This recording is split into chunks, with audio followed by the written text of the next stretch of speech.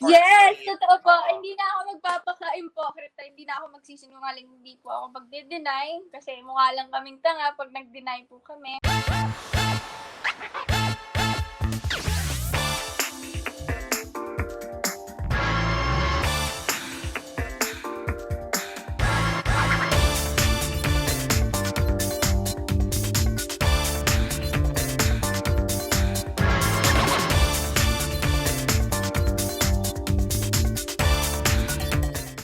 Nakakatawa kasi yung mga sagot mo sa sa Facebook, di ba? Ano Yung may mga kasi, nila-share ka.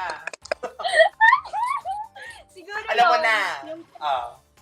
alam ko na. So, sumasagot ako kasi hindi naman ako affected sa mga pinaggagawa ng taong yun. So, ako, inaasar niya ako.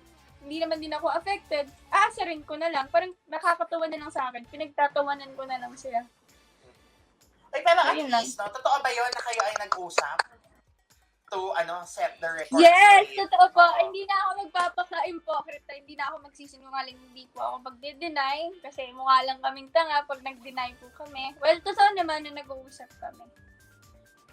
Ni Alzor. Pero hindi, I mean, yung Yes. Miss Ian, yung, di ba may pinost siya na parang hindi naman kinonfront, yung parang nag-usap na kayo na ayusin yung mga sinabi niya. Yes, nag-message sa akin si Christian Gaza, nag-apologize siya. Sabi niya, sobrang cool ko daw sumagot, hindi daw niya in-expect. Parang hindi ko daw deserve yung mga ginagawa niya. So, sabi ko na lang sa kanya, okay lang, wala akong magagawa, hindi ko siya kukontrahin kasi content niya yun eh. Sasabayan ko na lang siya.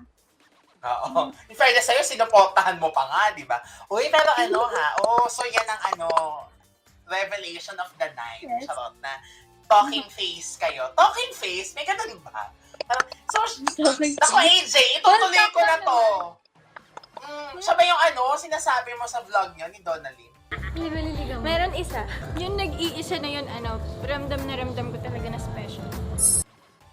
Yes, siya. Nag-uusap kami, we understand each other, we care for each other, pero wala pa kami sa point na may relasyon kami. Eh kasi sabi mo nga, Parang fresh ka pa from a breakup, di ba? Yes. Okay.